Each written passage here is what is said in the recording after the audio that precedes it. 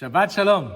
In this week's parsha, Parshat Tetzaveh, we read about the big day kahuna, the clothes of the Kohein Gadol, in particular Kohen Gadol, the high priest, who had 8 special garments, unlike the regular 4 of an ordinary Kohen.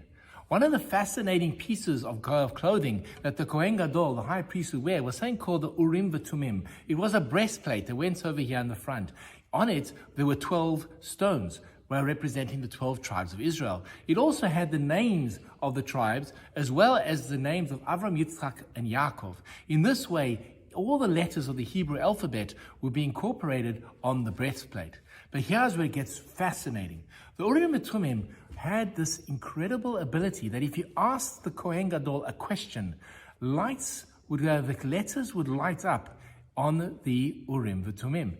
And then it became a question of whether the Kohen Gadol could interpret them correctly. We find this in the Tanakh quite often, in quite a few places, that the king or individuals would consult the Kohen Gadol, ask him questions, and then the answers would appear in the shape of these letters, which then had to be interpreted. And here is the amazing thing. What was Urim and what was the Tumim? The Urim were the lighting of the special light that allowed the letters to light up individually. The Tumim was able to interpret them correctly. And this is something of great importance.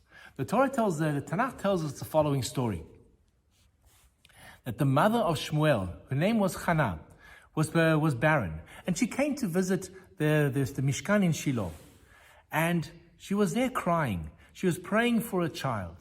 But the way that she was behaving appeared to Eli, the high priest, as if she was a drunkard. When Eli was looking at this woman, he consults the Urim veTumim and says, "What is it with this woman?" And the following letters appeared. Shin, Kaf, Resh, Hey. He interprets the words, the letters, as Shekora, she's drunk. And lambasts and shouts at her as to why would she, as a drunk person, enter the Mishkan. But really, the word is spelled wrong. The word the word is actually kishera or kasara, that she is holy or like Sarah, or kashera, she is kosher. She is a woman of respect and a woman of moral clarity and upstanding characteristics. When Eli realizes his mistake, he immediately blesses her that God should listen to her prayer and a child will be born later. We find later as well in the Tanakh quite often where the people would consult with the Urim veTumim. The letters would come up and be interpreted. The problem was quite often it was misinterpreted. And this is where it gets interesting. You see, there's something called Urim, the lights, and there's this word called Tumim. You're able to interpret what they're actually looking at. And this is the biggest challenge that we have in those days and in our days. We do not have the Urim veTumim. We do not have the Kohen Gadol anymore. But we certainly still have sounds and lights. And it becomes a question of how to interpret them. Too often, we take the lights and we interpret them in a way that is meaningful for us. And we find that already in the times of Tanakh. So what should we do? If we see the signs and we see the lights of the Urim lighting up for us, should we take it upon ourselves to interpret them, or should we refer to others? Judaism has always said that one should never make big decisions by themselves.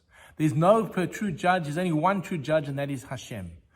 If you're involved with a big decision and the lights of the letters are sparkling in front of you, how can you be sure that you are interpreting them correctly?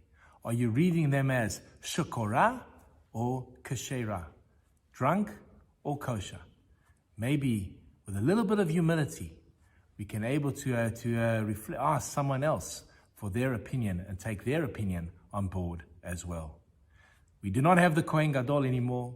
We do not have Urim veTumim anymore. But certainly we see signs. And the question of how to interpret, is it a personal interpretation, one that works for me, or is it an interpretation that reflects the truth? Shekora, Kshera, Shabbat Shalom.